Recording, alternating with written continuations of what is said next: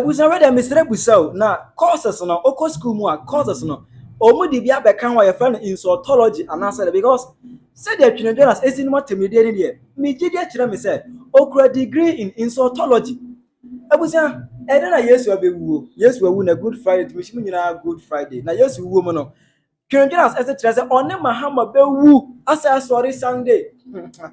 Yesu awu no ono so Mahama one Kevin Taylor one IGP Yohonu any NDC for ebewu as for this Sunday. Efa memu a course in the master course Ghana se see any there. Twene Jonas echirimu say Mahama amemu be na course wi. Dey no start eye your hui na emu no wabe didi Kevin Taylor tempe you akikan bi akire Kevin Taylor. Na say Twene Jonas part make akire IGP say IGP animu say caterpillar akopem dan ya.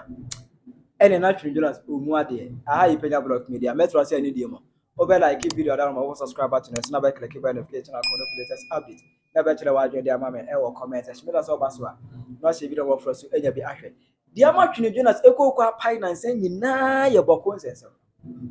Bokon sensem no. Mahama ko ka asase no kusi ase for the ento oba we obi make sure say olbema wo mu no. There's no chieftaincy conflict in Bawku.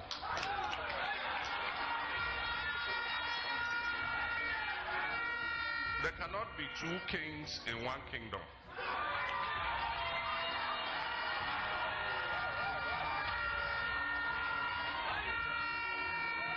Every government recognizes that the overlord of Bawku is Naba Abugago Asigri II.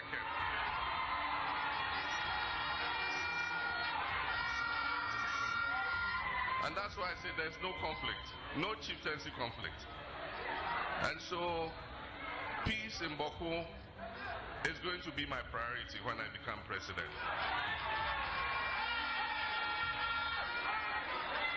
And all of you know that when NDC comes, there will be peace in Bawku. Awonya fama wo mu akuza se fo no buofo ize omu ye ne do mu pe ohonum ekunkum nipa no eno na ma Twene Jonas ebuofo ni how nyina ye IGP Christian Yohonu tete okọ hon last week Thursday e committee kuza se fo ekwakas omu fo mu tuomu ho na mefa mu police for no because of that ye shoot to IGP kura car IGP entima ya hwe no eno na Twene Jonas se odwene ho a wonte ase accounting fa enu na ment yes and me do I don't take madness. I don't take far. I can't take far. Odwene ho a onte ase in fact wabe kire mu say Bawku fuoi omunye ne ba wone fo omunye ne papa na mum eye Mahama na ntotoro ne maye wone IGP Yohonu tete omuna mo ntotom ne maye to be say Mahama say amemu be na wubi what nation are you bearing ye nyina oto ye nyina o say kwasia bi you can bring NDC down NDC o ma anya adwuma me de o mbeba down omunim se me de o metimi de o ma ba down easy omunim se metimi de o ma ba down easily NDC omunim se metimi de o ma ba down easily wadi ase nti o ma anya adwuma ni ya me de o mbeba down omoye ni ye dia me maintain omo e simple as ABC member so NDC MPP sembia so ha Canada man time I say ladies of today are not like our mothers old days. Yes, Canada man Kenyan sana chiro no ye na nanom no ene ye maame no na omutina bema ba akopɛ ho bema ni bio bema ni wo bio omo ni bema ni na nyi preso bobrabom ena no okofa nipa no na osika san o ja wa ko ba bi esika wo na me no me ni omdi nkomo nyina asem ka kire me ni say oh kwadwo die me ne ye den teme hot so daachi minya bema papa na me ko oh kwaku die me ne ye den sisi a minya bema bi o correct minya bema papa na me ja na hoko omo said omo ka kire me no na me ka kire ono na ntwie cause na me ye movie producer na chini kuro bi am tina me ka kire o se bokofo nkwasiafo mo nya obi ya because me makọ ai tie machini ba bia me no bia suban anti me cars ma kire wa no watie me ti say NDC fo agimi fo eto you can bring NDC da kwasia obi te boko na o kumnipa ni ya jan free o na wo sanya kokoduro se me ku police ni ya jan free na police fo gu Ghana ho na unim sa aboa be mete tan mete Kumase Bawku mfo maya mienu anwumre bia me nom na chele omba me ho ofie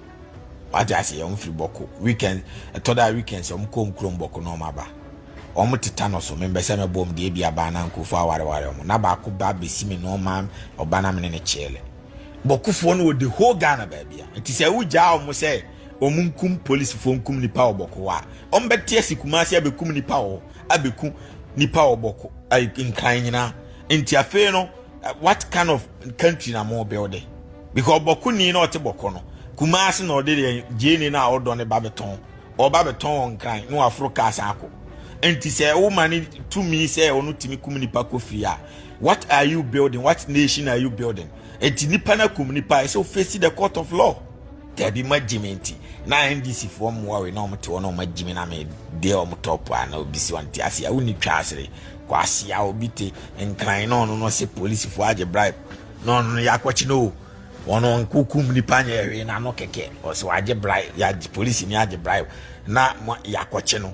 na emwa wegu ai Bawku ejimi na mampanyini ti wo ne ho fi ontime nkasa wati ase abra nipa kro na wodi awu Bawku no mo betimi akwa akuku no ana betimi akwachi no na afi Bawku fo ni nyina asua nyansa me se omo no me ni om ne ko school me teacher fo mo kire made na om free Bawku obegina class kra on fa book ma wa besa biology teacher wa besa onim law bia o biology teacher obetimi atwro the whole board no so api pass atwro na ni nyina free ni team no atwro Tiria make sure no chemistry teacher ono so free Bawku obegina ho obetwro chese obesolve all the mathematics all the apparatus all the chemical equation obesolve ni nyina board so na omo nim law na ye ja omo se omo nkum nipa nku police fo omo ko school many omo de ko school wo san kwasi asem we na NDC fo agimi na me de omo top a na sa agimi fo we na me na wonti ase because Bawku ni no me na ntikumase me na tenkran me kwotena nkran tama mete nkran me baabi a metena nyini ye Kumase na mbetena nkran so nkran nyina me Bawku fo ni guo enti se wugya omo a me class amekoye wo de ma mbo ebi kura din be me man de me bom din ko no aware an yiri ntime dede manafu Pola Dongo manafu friends akosu de no aben tema na me class captain no na me school prefect on na my assistant manafu Haruna mana chese omu nyina free Bawku they are good people so na adienti ye ja omu say omu no kura e good si asantifo because time am wo Kumase no me wo Kumase no asantini bia ni wo ba besime no mada e joke ba Bawku ni betima ba besime no mama me free mo gebi wo say me pese me cancel asantini ono ba besime no ma sika oba charge me no me nyantua siremni ba besi ama me free ni nyina anse me ne be bonkomo keke na me ne be di agro keke so enti adenti ni ye ja omo se omo nane mwa ngusiremu abra omo nyina hye Ghana no they supposed to follow the law until see an ye ja omo so omo timiku police ni a oba na odi to be si usu Kumase anankran a o free police ni obeka cho se meme kura miku police ni ko free enti hwan police na o free no obe robo odi agro se ku afu so because that is why NDC John Mahama kwasi ampanyi ni Yohonu aboa kire omo se omo nye Yohonu aboa no one John Mahama kwasi afo mienu that is what they are teaching them to do ba se ena nkomu kukum ni panu ma yede makukum bia na machom de makura nsawam machom de mo represent ni nua te wa omu yekum we no asimasi no yede omkoyo nti yede ye nkukum bia tubo se next time omu se kromu ani akofatu se ode kobo police car ma omu a ni nua no be pa na sum se unim na abo police car tu na omu ba besisa ye nyina akwasea because me wo school no na omu a me wo secondary school me wo university ntafo na wo no omu na ebro mo ase omu a no omu mo so ya asantefo Media me offer with you, ha, me offer with me, a dish. 10 ba, me fear ni bio, media me brem once. 10 the bios in the book, hondi. Tough one young co school, you know, men I can correct you. Was in the book, hondi 10 piano being or class or. And Asante for na that bani Jimmy, Asante for Bono for, and tough one the din. Oh, you good people. Enti said your mama ne kwasi ya ne Yohonu Ajime for we train you so nane criminals nkum ni pa free no se o mkoso yesa NDC aban ne be kofom ne kasanto aso energy say obesend gumbi ene supplement in an envelope ema Kevin Taylor na say mu na ordinary media so chirechire mo niema je say ekofa aboko ntokwa no be je say Kevin Taylor de okasa bia na o sheki blame no be NPP so what I said even okasa all chire Bawku history down one years 50 years back no was say eye baomia ana akose Bawku ntokwa wana koma mabuzi for tuo ni ade Twene Jonas chire sabi Kevin Taylor wa ya aboa kanaman a so nkwa asem so enti mun kan chire aboa Kevin Taylor kanaman no say me nye favoritism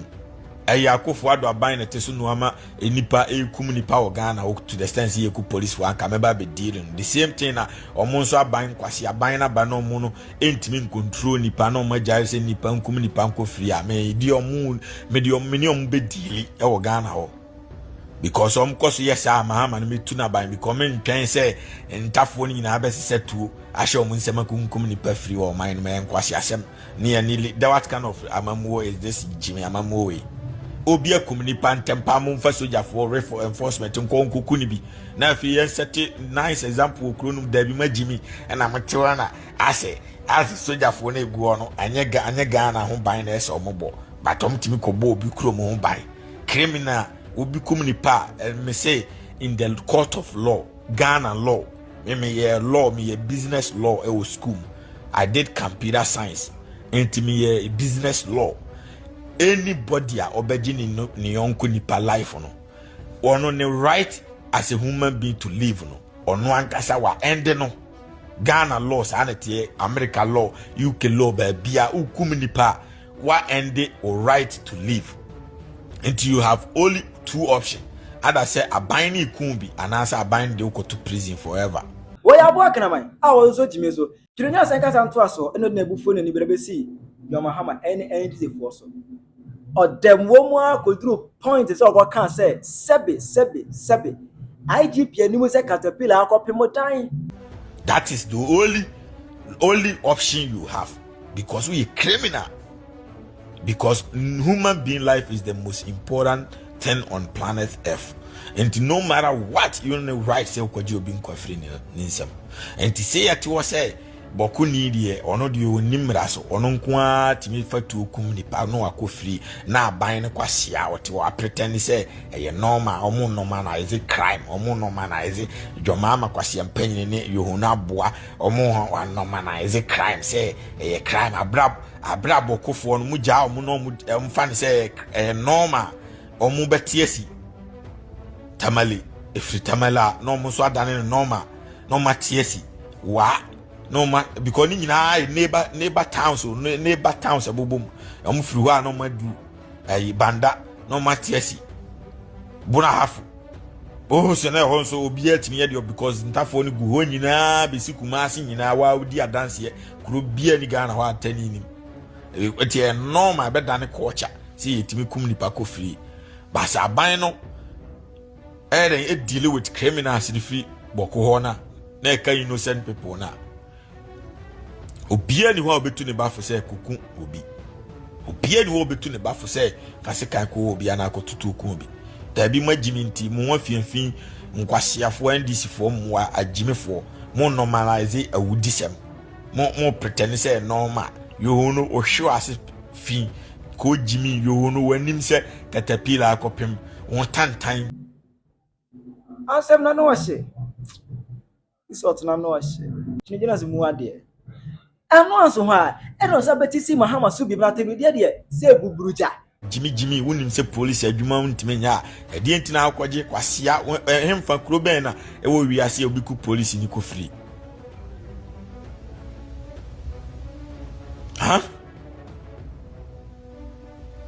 Well, kwasi abi, why are you bragging too much? Ko Jimmy. Me cannot crash there. Say Kurubia and we are say you could nipa ko free. It doesn't work like that. And tough one more we minimum the cool school. Man for any kusase for minimum the cool school. You school me child on my omuntimen kasi ya jiminti nimbraso. Omu nyina be dobi. Ti de make sure no. Ye minimum nyina ye late. Ni e be school a. Omu twa mai twa nyina pe. Ti de make sure no. Omu nyobia eye dwomama boa na agigi omso mo mjimi meni omne cool school ti de me cho no e wo tachiman senior high meni omne cool school even me ko university e wo Christ Apostolic University na meni omne wo class ti de me cho omu jimi o class a lecturer ne pam omu ntimi mejimi enti ade ntina kwasiafo ti se Ghana mpanimfo omaja omu se omu timi di boni ko free ade enti na Ghana mpanifo etimi aja omso mtimi di boni ko free abra ombetimi akwa koku abonefo no nipa obi atutu aku police ni a by now say kuro no nyina nkama shutting it down magigi obi atu afri ne nsem eye simple as abc soldier for ne frame omo say omo pe order keke free jo mama kwasi ampanyini ne wo na omo ba awura kuro no magi obi atu police for frame omo si Yohonu aboa na mo order se omo nafie na omo ngro omo atale na matro se 10 years uko wura Bawku se kim omo nim so ya wo ti police ni no free Asante region o free sehwi o free ho anwan na ode na kọ na o se mane she police atale na o pia koto nsu Bawku ni beku no because wonim so ya wo because omo ho no omo nka twi kasa o omo kam krom kasa anti movement a ugina ho a o kasa o ka twi no omo nim se won firi ho ena o ka o firi e ho kra na o ka twi a o twi no o accent ti de mecho no o accent a echese onye honi wo hu ne meche no o twi no be sound ti sa asantini tu kasa ya omo nim se o ya asantini o kasa ya enti se mo tene kuromu ofo against the police ne soldier for ne say soldier for ne your enemies and our police for ne your enemies akwasiama what kind of amamuo are you building what kind of nkwasiamamuo are you building the police for no pe order wo kwasiafo mienu we jomama jimi for no ne Yohonu kraman no ama order na omu ntime nkokuromu nkwagigi obi atu mfiri ni nsem wow the same I kinship ekwoso o sampa aden na sampa fo antwetwetu ankum kromu ofo anku police for there be because omu di mraso me ka che o se me mabusianfo me ye foot 5 windows se me free bantima me bantima boy but mabusianfo mia ayesi a me mabusianfo bigu ai ke ho voter region ebigu ai Mankasim ene nyamlansa mfante Kepkus mabusianfo bigu aputuoja Asante region ebigu mankranso Asante region ebigu sehwi what as ye foot fry ti ayesi a obi aba nti omo ba yi a mitimi kosasa omo krom nti machini kro bi e mo Ghana I know how they behave and I'm telling you say Bawku for one a good people kra chance antefo but the problem is say politician e pampa omo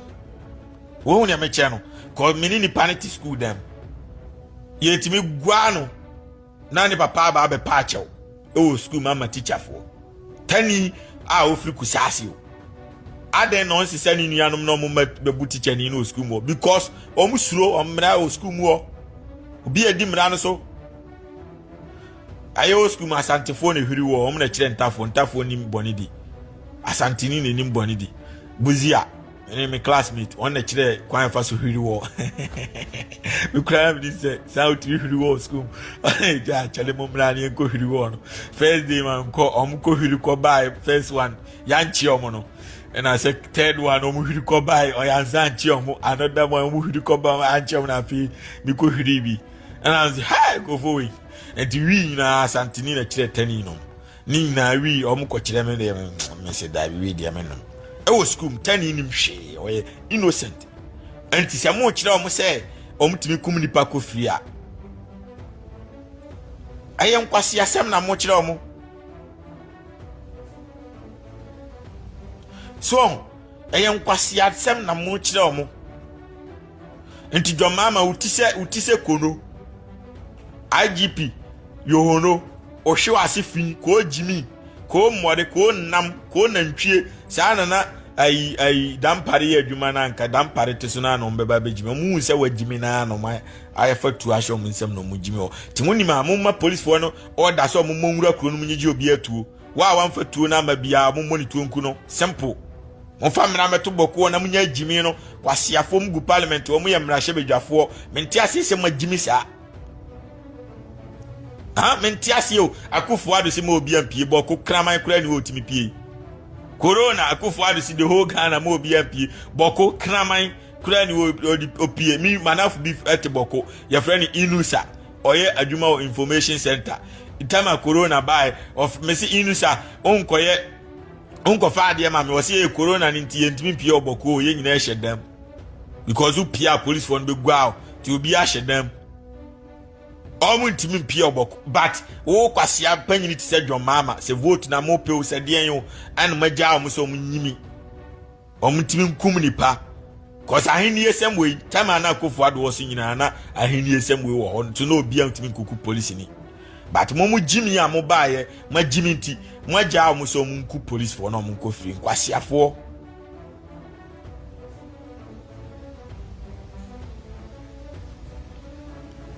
so enti until say Jomama mbeja jimi ni de menya o oman ni nye obi anton because obi ndane wudini ni enso so ne so na afi o de abetie because bokofo ni nyina mesikeje tia no beton je ni no waje ase o mo bankran o beton je ni tinipa ni timi kum nipa o ni kroma o bankran o be kum nipa o nso ti de amecho no me na mfo bokofo mu free boko ni nyina me ni o mte bu akwata no so me ni o mte santase me ni o mte kumase every weekend o mo koboko ba ti de amecho o mo bo mo ni o mo na mfo ni o classmate fo nyina ba kumase it is here if we are building a country whereby obi timi ne mrahye ne nsem community pa na okọ free na akampo police for so mu dam na ma police for nko gigi tuo ni free nsem abra police no their job is to go to the town and collect everybody our criminal bi aya kwache no the only criminal ni you separate innocent people wa criminals wa ni align criminal up the omako prison there bi magimenti mo si police for ne mo enkoda enkotena fie na criminal because police ni pia criminal betunu tu abra police ni kura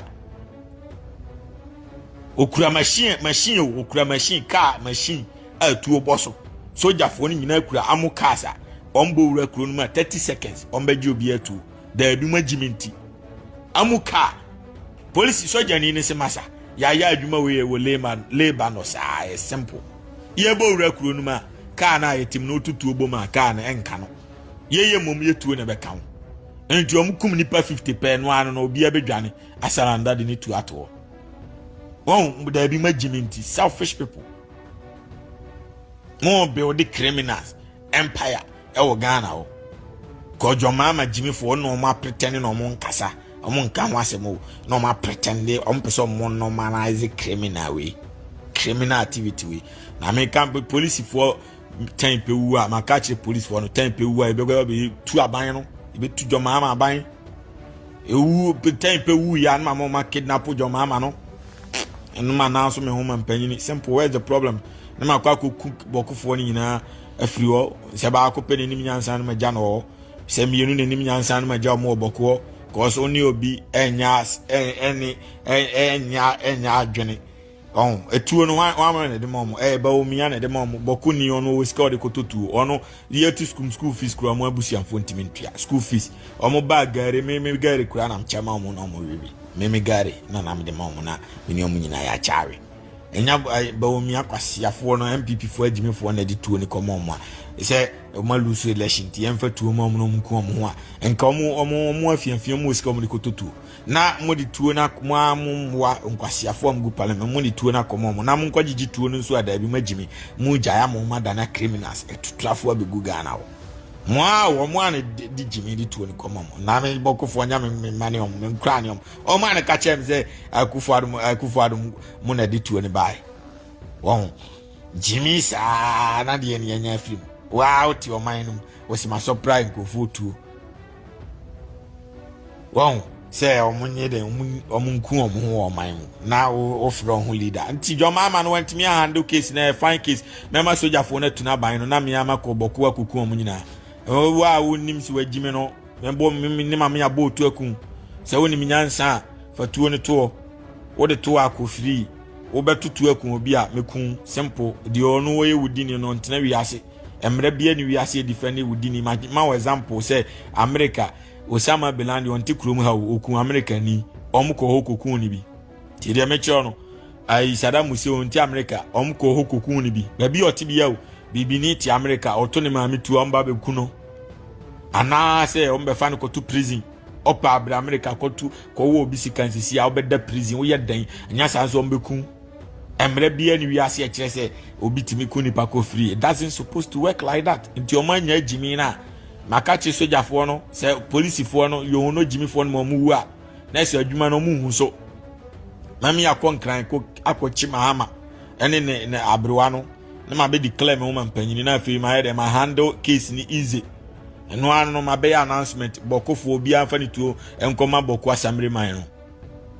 na soja fo ne ba nti ye ba be bo search ofie bi am wa tuo hye obi akodam 20 years nti onipa ni ni tuo a ode na okoto de akokun obi ni akogigi tuo no ya ji free omun nsam wi a de na odi kotuo de na odi yeti Ghana oda da mu nkoche tuo ma mu no na hwan na ku wan ha na hwan na ku wan mudi jimi sa nkwasia politics na mo so mo normalize criminal because me ma che se Bawku ni nyina omo abrochire ne Kumase ne nkran enti da bi omo ba be wura mu ho enti nipa no e Ghana ni oba untimi stop no tachima ya na untimi stop no bia mejina wanchi nkwanti a o me mo wura south ha da bi omo ye Ghana fo omo ba da bia enti si eja omo timi di bone a omba ombe ku south fo no na omo be training asante fo ne nkran fo ne Cape Coast fo atefo ne ayi fo ne say utimi kum nipa ko free ya ni mre ho so na Ghana na dane jungle obi eku ni yonko da bia sa because the yashi ye training no e be escalate aba Ghana down ho ba se ye mamra ne ye adwuma ne ya mfo so mra ne say untimi ni bone nko free. It doesn't supposed to be only obi wa Bawku antokwan amo ye nuafo eti say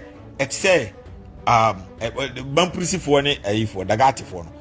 omo ba even omo ba me na afuo ma omo nyina didi bom omo no aduane bom omo ye nuafo ye funu ba akoma Bawku group Bawku free Ghana na Bawku free Burkina eti say ukọ sampa on say sampa ukọ sampa na fana fo no fantra fo no omo free omo nananum nyina free Cote d'Ivoire na omo sa free Ghana enti ayabusia mienu group mienu enti group no mienu no Bawku pese odi ohene na Bawku nso pese odi ohene enti momema ntokwa no ohene no we okay mema busia pese omudi ohene no na minua Bawku busia pese omudi ohene edi enti na mko chetu amom so mko omo enti eno an se ye ni mpanifo abetena ase ye hwehwe mu no wa ofri Ghana genuine no even though say onanan betena Ghana no wo mu ha na mu ye kuromu afọ but ade ne de akonya no mu di no omo a original yo mu free Bawku hankasa kasa ma cheche nipa no no wate ne ho ase simple da bi musiye munjetuo mu no mu ko mu ye moa simple solution because kosasi ni nua ne mampurusi ni baomi aboa no wono onye mampurusi ni bisanse parliament won kwasiafo mu ye kusasefo no da be na o matwetu aku mu parliament wo omu bamprisifo ni kusasefo agimifo no mu parliament da be na o maku omu a o mu ditu akoma omu nuanum se omu nuade o mu nku omu ade na bibini wagimisa muti parliament o mu ntwense kan kura omu pen kura parliament o mamprisi ni tia kusasi ni tia omu nyina agu ho parliament o omu nku omu ho but omu nuanum omu ho efiedie makochetu ama omu se omu nku omu se agimise mbwe na Mahama ni Yohonu agimifo na muti wo so sa emoade we so mu beduru nkran amu ye nuanum o mi so omu tu kwan se kim omu da dan Bawku ba omu akoduru omu kromu one de ye munku mo ho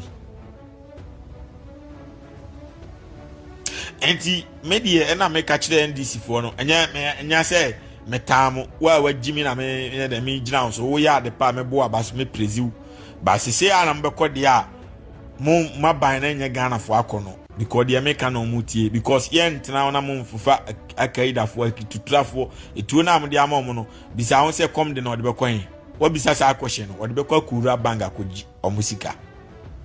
ti amateur because on slow police ni abange police ni ba ko penetre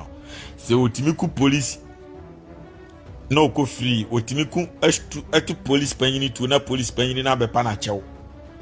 na sa ni pa we bowura banga edien na police ni ba ko no te banga won be o ne meche no o di tuo ne ba be wiwura nkofo mo ba mo ni ba be wiwi amo ti sa na dwomama kwase panyini ni Yohonu no epese o mo build Ghana no sa nkwase asem na nya adwuma me ewo me watch ha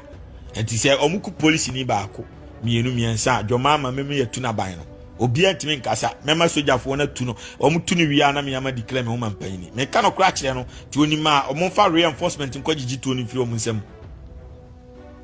muni ma mo nko ho na mo kogigi tu no na afi mo fa immigration fo na ewo border na no ho nyina bokina no ho no mo bi atu o ma mane ma ayi kusase fo ni mewuram bio o mo ntena mo krom bokina ho kakra na ewo kromu ano o memo ma be wuram o mo sechi o mo pa serious anso no mama maba menim say don get me no mo nyina ya busuanfo Ghana atse okọ ayi Togo a o mo ne ayi aflawo okọ Togo fo ne ayi fo ni na o mo yani afo Togo fo no ene anafo no o mo nyina ya ni afo the same thing and aba ayi sampa santefo ne gu no o mo ne bo ayi fo ni nyina Cote d'Ivoire fo ni na ya busuan nti Cote d'Ivoire kura ba bebre o afra okuma ase because asante phone go so eti dia meche nyina ne say woni abusia mienu ntokwa no eni kwa asem ma ne dane say ye ntimi nka amasem because ye Jimmy eni egu parliament o because ya braye mrahye bedwafo koboko no eno ane Ghana wo eti say nipa no etimi ekum nipa o boko a na o sise tuo ni gukam se me kokuma ase ana me konkran na oduru kwam police ni bia suro no because of boko na eba police fo meja mo mu nyina be wuram tiomba na fi o master ti ba be robo bia oni fie o master ti be robo bia because etuo na de ama no machine omukukura police fo tuo no sana police fo no ka kire me o se because etuo no bokina ayi ni no boko fo no kura se etuo na ba omia de be cheba omo no omo nya sika nkoto ehon mo banti politicians na te parliament omo an san supply omo mo ba omo an san supply omo mo ba nti se mo kogigi tuo ni from nsem a politician de aboba ne kwa na fe politician kro te parliament wa no ma che no because a parliament fo na sponsor omo na boku ni nipa mene nenam boku ni mene nenam o mene nenam komo de no ono odo afu anse na wadidi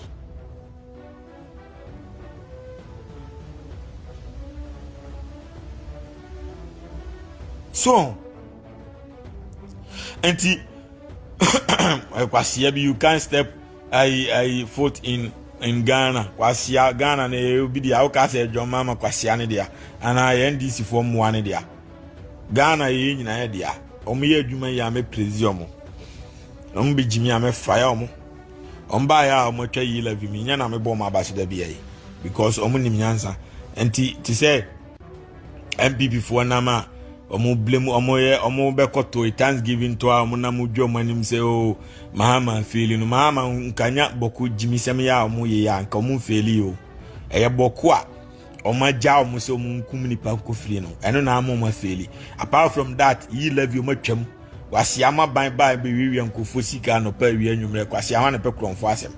enya Mahama ase wa jimi o soft woni IGP kwase ampanyini akofa na anka ho no wo ja adam pare wo wanko ifa Yohonu aboy no ja adam pare wo a enka on feli because dam pare nko tutu mo ne kem na o man ko firi da e joke obechi wo ko represent eye joke Yohonu jimi fu nko ana ye tutu bo ne kem na o pa kromu ofu ache o mu fatuo ne nto na mefa mu police wo ya boa se obitimi tu police panyini tu a onyama ha ma obetu ntuo tiere me cho no onyama ha ma obetu ntuo a simple police penny no represent John Mahama Jimmy Fono. And he said John Mahama no or no munya no bekuno ti said ye omuku police penny no munya John Mahama so bekuno and ti entina on build the Jimmy Fo yam build and kwasi asem we yen so son kwasi asem we so say ye build it crew. What kind of kwasi leadership is this? And ti John Mahama so far na mamu ni de excellent apart from Bawku issue no na ama wa drop huge percentage of namamu because kwasi asem masoja fo mo nwura kuro num na omo nyituo no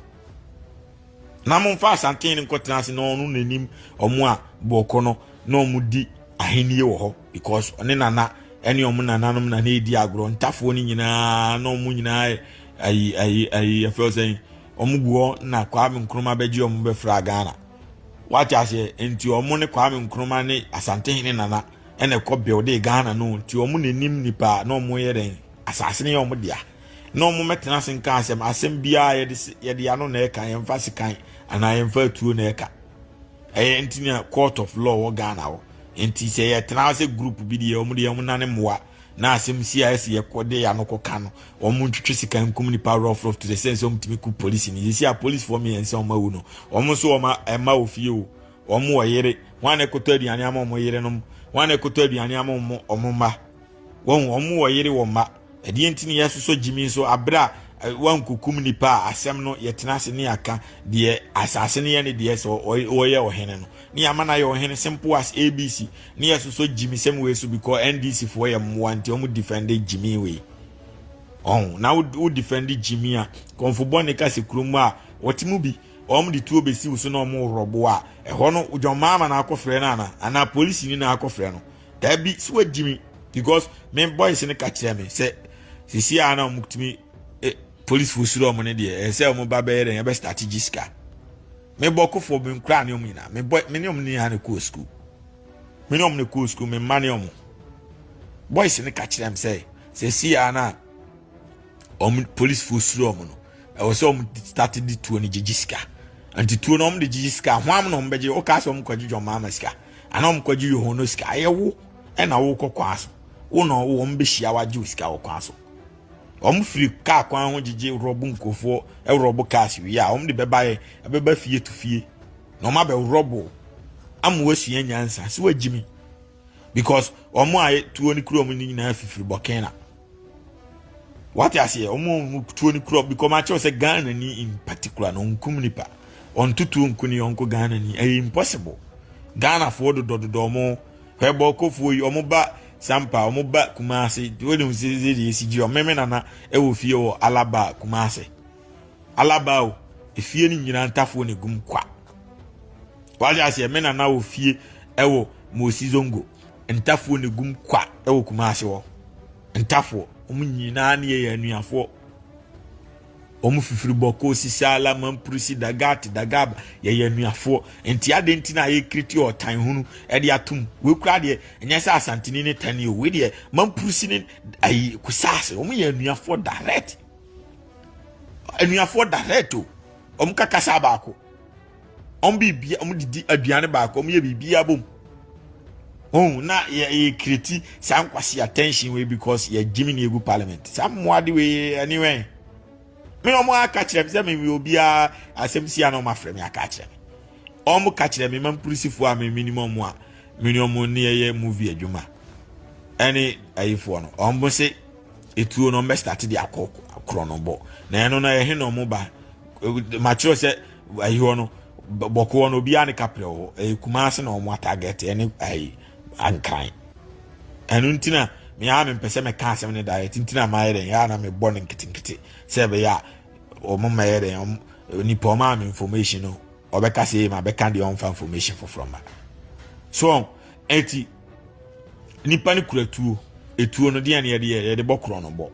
onye police ni de ntino kuratuo onye soja ni de ntino kuratuo onye immigration officer de ntino kuratuo onye fire service onye adwuma bia de no kuratuo odituo ni be yere odi bokro no bo ene ho no mugu streso enti wuntimi mfatuo no nkochi wansane ena ntimi mfatuo no nkochi owia kro no no mde beba bebo Abusia ene Yesu awu. Twene Jonas say na adwon say one NDC fo bewu. Asa sorry Sunday. Eze bebre ana ogotie bie. Kire wadwe ma me e wo comment section. Dia Twene Jonas eke no. Se wo yi insult na wo no free mu a odwen say o mekinya o kanya asem. Ana say be insult me free mu kwa na still o kan kwase asem. Kire wadwe ma me e wo comment section. Aha Penyah blog media.